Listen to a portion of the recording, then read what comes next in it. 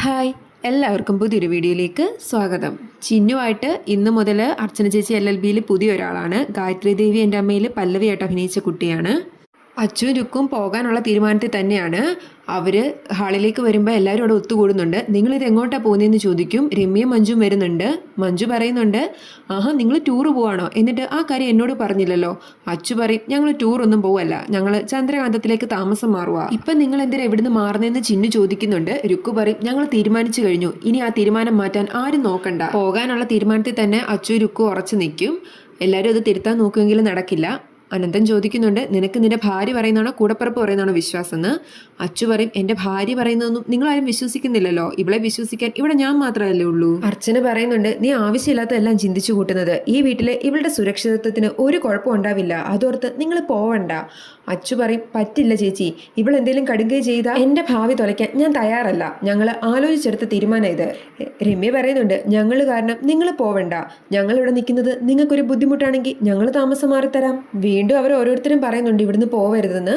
രുക്കു പറയുന്നുണ്ട്, വാ അച്ചു നമുക്ക് ഇറങ്ങാം. അച്ചു ഇറങ്ങാൻ തുടങ്ങുമ്പോൾ അർച്ചന കൈ പിടിക്കും. എന്നിട്ട് ചോദിക്കും, നിനക്ക് എങ്ങനെ തോന്നടാ അച്ചു ഇവിടുന്ന് പോകാൻ. അർച്ചന സങ്കടം പറഞ്ഞും പണ്ടത്തെ കാര്യം പറഞ്ഞും കരയുവാണ്. അച്ചു പറയുന്നുണ്ട്, വളർത്തിയ കാര്യമൊന്നും ചേച്ചി പറയണ്ട, പണ്ട് ചേച്ചി കൂടപ്പറപ്പുകൾക്ക് വേണ്ടി ചെയ്തതെല്ലാം തിരിച്ചു കിട്ടുമെന്ന് പ്രതീക്ഷിച്ചാണോ. അനന്തം പറയും, എടാ ചേച്ചിയുടെ മനസ്സ് നീ വേദനിപ്പിക്കാതെ, ഇവര് നിന്നെ മനസ്സറിഞ്ഞ് ശപിച്ചാലുണ്ടല്ലോ നീ പോകുന്ന വഴിക്ക് രക്ഷപ്പെടില്ല. അച്ചു പറയും, ആരെന്ത് പറഞ്ഞാലും എനിക്കിനി ഇവിടെ താമസിക്കാനാവില്ല, എൻ്റെ ജീവിതം എൻ്റേത് മാത്രമാ. അർച്ചന പറയും, നിന്റെ ജീവിതം നിന്റേത് മാത്രമാണെന്ന് നീ ഇപ്പം തിരിച്ചറിഞ്ഞല്ലേ, പക്ഷെ ഞാൻ ഒരിക്കലും അങ്ങനെ ചിന്തിച്ചിട്ടില്ല. എൻ്റെ ജീവിതം എൻ്റേത് മാത്രമാണെന്ന് എനിക്ക് തോന്നാതിരുന്നത് കൊണ്ട് മാത്രമാ നിന്റെ ജീവിതം നിന്റേതാന്ന് പറയാനുള്ള തൻ്റെ ഇടം നിനക്കിപ്പോൾ ഉണ്ടായത്. പോകും മുമ്പ് എനിക്ക് നിന്നോട് ഒന്നേ പറയാനുള്ളൂ, അമ്പാട്ടെ സഹോദരങ്ങള് തല്ലിപ്പിരിഞ്ഞു പോയിന്ന് ആളുകളെ കൊണ്ട് പറയിക്കരുത് മോനെ. നിന്നോട് ഞാൻ കൈ കൂപ്പി അപേക്ഷിക്കുക, നീ ഇവിടുന്ന് ഇവളെയും കൊണ്ട് ഇറങ്ങി പോവരുത്. വാ അച്ചു പോകാന്ന് രുക്കു പറയും. അച്ചു രുക്കു പറയുന്ന കേട്ട് അവളുടെ പുറകെ ചെല്ലുന്നുണ്ട്. മോനെ അച്ചു പോവരുതെന്നും പറഞ്ഞ് അർച്ചനയും അനന്തനും എല്ലാം പുറകെ ചെല്ലും. അർച്ചന പൊട്ടിക്കരയാണ്. അവൾക്ക് പെട്ടെന്ന് തലകറക്കം പോലെ ഉണ്ടാവും. എല്ലാവരും കൂടി അവളെ പിടിച്ച് സിറ്റിയിലേക്ക് ഇരുത്തുന്നുണ്ട്. ഈ സമയം അച്ചുവും രുക്കും കൂടി ബാഗൊക്കെ എടുത്ത് കാറിലേക്ക് വെക്കുക. അനന്തൻ ചെന്ന് പറയുന്നുണ്ട്, എടാ അച്ചു നീ പോവരുത്, ചേച്ചി അവിടെ തല കറങ്ങി വീണു. അത് കേൾക്കുമ്പോൾ അച്ചുവിന് ചെറിയൊരു വിഷമാവുന്നുണ്ട്. ചേച്ചി അവൻ വിളിക്കുന്നുണ്ട്. അനന്തം പറയും, ചേച്ചി ഹോസ്പിറ്റലിൽ കൊണ്ടുപോകണം, നീ പോവരുത്, നിൽക്കേ. അച്ചു അകത്തേക്ക് പോകാൻ തുടങ്ങുമ്പോൾ രുക്കു പറയുന്നുണ്ട്, അച്ചു നമ്മൾ പോവാൻ ഇറങ്ങിയതല്ലേ, തിരിച്ചിനി അമ്പാട്ടേക്ക് പോവണ്ട. അനന്തൻ അച്ചു ഇങ്ങോട്ട് വാന്നും പറഞ്ഞ് അവന്റെ കൈ പിടിച്ച് വലിക്കും. രുക്കു അന്നേരം അവരുടെ മുമ്പിലേക്ക് കയറി നിൽക്കും. തിരിച്ച് പോവുകയാണെങ്കിൽ പൊക്കോ, പക്ഷേ പിന്നെ എന്നെ അന്വേഷിച്ച് നീ വന്നേക്കരുത്, ഞാൻ എങ്ങോട്ടാ പോകുന്നതെന്ന് നിനക്കറിയാലോ. അനന്തം പറയും, അച്ചു നീ ഇങ്ങോട്ട് വാ, നീ പോവരുത്, നമ്മുടെ ചേച്ചി അത്. രുക്കു പറയും, അച്ചു നീ വണ്ടി എടുക്ക്. അച്ചു അനന്തന്റെ കൈ കുടഞ്ഞെറിയും. എന്നിട്ട് പറയും, എന്നെ ഇങ്ങനെ വേദനിപ്പിക്കരുത്, ഞാൻ എവിടെയെങ്കിലും പൊക്കോട്ടെ. അച്ചു ചെന്ന് കാറിലേക്ക് കയറുമ്പം ഒരു വിജയ ചിരിയോടെ രുക്കും കാറിലേക്ക് കയറും. വളരെ വിഷമത്തോടെ തന്നെ അച്ചു കാറ് മുന്നോട്ടെടുത്ത് പോകും. അനന്തം തിരികെ കയറി വന്നിട്ട് പറയുന്നുണ്ട്, ചേച്ചി നമുക്ക് ഹോസ്പിറ്റലിലേക്ക് പോവാന്ന്. അർച്ചന അന്നേരം വെള്ളമൊക്കെ കുടിച്ച് ഓക്കെ ആയിട്ടുണ്ട്. അവള് പറയും, വേണ്ട. എവിടെ അച്ചു എവിടെ, നീ അച്ചുവിനെ വിളിക്കാൻ പോയതല്ലേ, അവൻ എവിടെ.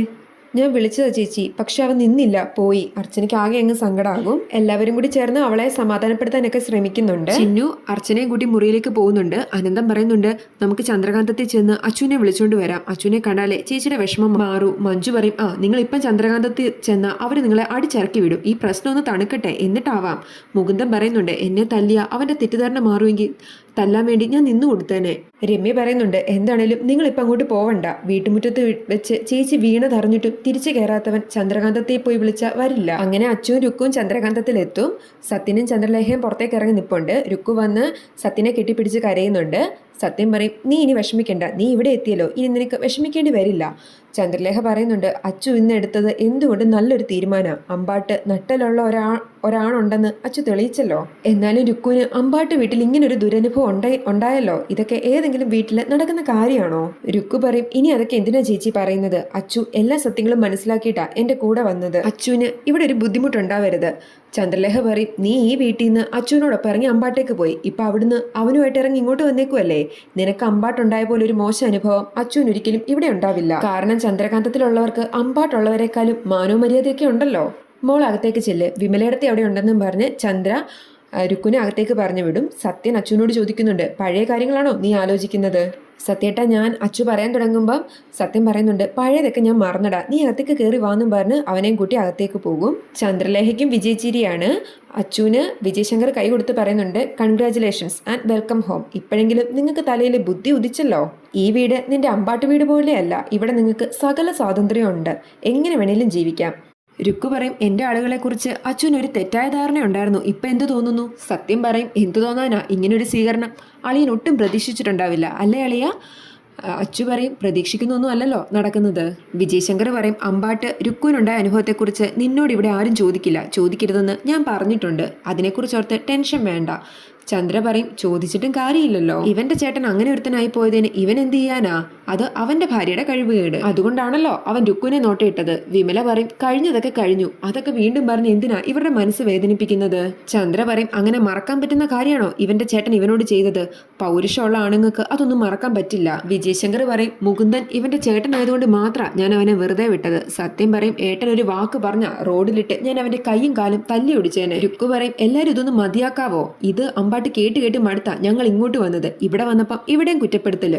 ഇവിടെയെങ്കിലും ഞങ്ങൾക്ക് സ്വസ്ഥമായിട്ട് ജീവിക്കാനുള്ള ഒരു സാഹചര്യം ഉണ്ടാവണം, അതും ഇല്ലെങ്കിൽ ഞങ്ങൾ പിന്നെ എങ്ങോട്ടാ പോവേണ്ടത്? വിജയശങ്കർ പറയും, എവിടെയും പോകണമെന്നില്ല, ഇതൊക്കെ പറയണമെന്ന് ഉദ്ദേശിച്ചിട്ടല്ല, പറഞ്ഞു പോയതാ. സത്യം പറയും, കഴിഞ്ഞതൊക്കെ കഴിഞ്ഞു, ഇനി നീ ഇവനെയും വിളിച്ച് അകത്തേക്ക് പോ. രുക്കു അച്ഛനെയും കൂട്ടി അകത്തേക്ക് പോകും. വിജയശങ്കർ പറയും, അവൻ ശരിക്കും ഇവിടെ വന്ന് പെട്ടതുപോലെയായി, ഇനി ഒരിക്കലും അവനെ നമ്മൾ അമ്പാട്ടുകാർക്ക് വിട്ടുകൊടുക്കില്ല. വിമല പറയും, അമ്പാട്ട് വഴക്കുണ്ടാക്കി വന്നവരെ നമ്മളിവിടെ സ്വീകരിക്കുന്നത് അവർക്ക് പ്രശ്നമാവില്ലേ? നമുക്ക് മര്യാദയില്ലെന്ന് അവർ കരുതില്ലേ? സത്യം പറയും, അവരങ്ങനെ കരുതിയാൽ നമുക്കെന്താ? അമ്പാട്ടുകാരുടെ പ്രശ്നം ഓർത്ത് നീ വിഷമിക്കേണ്ട കാര്യമില്ല, നീ ഇവിടുത്തെ കാര്യം മാത്രം ശ്രദ്ധിച്ചാൽ മതി. ഞാനൊരു അഭിപ്രായം പറഞ്ഞതേ ഉള്ളൂ എന്ന് വിമല പറയുമ്പം സത്യം പറയുന്നുണ്ട്, നീ ഇതിൽ അഭിപ്രായം പറയാൻ വരണ്ട പോന്നും പറഞ്ഞ് സത്യം ദേഷ്യപ്പെടും. വിമല അകത്തേക്ക് പോകും. വിജയശങ്കർ പറയുന്നുണ്ട്, ഒരു കാര്യം നമ്മൾ പ്രത്യേകം ശ്രദ്ധിക്കണം, നമ്മളുടെ ലക്ഷ്യവും ഉദ്ദേശവും എന്താന്ന് അച്ചു ഒരിക്കലും അറിയാൻ പാടില്ല. അവനെ ഈ വീട്ടിൽ കുടുക്കിയിടണം. അർച്ചനയുടെ ഒരല്ല ഇപ്പം നമ്മുടെ കയ്യിലായി. ഇനി ഊരിയെടുക്കാൻ പോകുന്നത് അർച്ചനയുടെ നട്ടല്ല, അതാണ് ചിന്നു സങ്കടപ്പെട്ടിരിക്കുകയാണ്. അന്നേരം ദീപ്തി അങ്ങോട്ട് വരും. ദീപ്തി ചോദിക്കുന്നുണ്ട്, ചിന്നു എന്താ ഇന്ന് കോളേജിൽ പോയില്ലേ? ഇല്ല ആൻറ്റി, ഞാൻ ഇന്ന് കോളേജിൽ പോയില്ല. അതെന്ത് പറ്റി? ഇന്ന് ക്ലാസ് ഇല്ലേ? അർച്ചന ഇന്ന് ഓഫീസിലേക്ക് വന്നില്ലല്ലോ. അവളെ ഞാൻ കുറെ നേരമായിട്ട് ട്രൈ ചെയ്യുക, പക്ഷെ ഫോൺ സ്വിച്ച് ഓഫാ. ഇവിടെ എന്തെങ്കിലും പ്രശ്നമുണ്ടോ? ചിന്നു പറയും, എനിക്കൊന്നും അറിയില്ല ആൻറ്റി, ഞാൻ എന്തു പറയാനാ? ദീപ്തി കാര്യം മനസ്സിലാവാതെ നിൽക്കും. അങ്ങനെ കാണിച്ചാണ് എപ്പിസോഡ് അവസാനിക്കുന്നത്. എന്താണേലും അച്ചു ചന്ദ്രകാന്തത്തിൽ ചെന്നു, അവൻ ഇനി അവിടെ ശരിക്കും അനുഭവിക്കണം. അങ്ങനെയെങ്കിലും അവൻ അർച്ചനയുടെ വില മനസ്സിലാക്കണം. അപ്പം അച്ചുവിന് രുക്കുമായിട്ട് അമ്പാട്ട് കഴിയാൻ ബുദ്ധിമുട്ടുണ്ടെങ്കിൽ അവൻ വേറെ എവിടെയെങ്കിലും മാറി താമസിച്ചാലും കുഴപ്പമില്ല, പക്ഷെ ചന്ദ്രകാന്തത്തിലേക്ക് പോകരുതായിരുന്നു. ഒന്നുമില്ലെങ്കിലും ഈ അച്ചുവിന് വേണ്ടിയല്ലേ അർച്ചന അന്ന് വിജയശങ്കറിനെ ഉപേക്ഷിച്ച് ആ വീട്ടിൽ നിന്ന് ഇറങ്ങിപ്പോകുന്നത്. അതുപോലും അവൻ ഓർമ്മയില്ലാതായിപ്പോയി. നിങ്ങളുടെ അഭിപ്രായം എന്താണെന്ന് കമൻറ്റ് ചെയ്യണേ.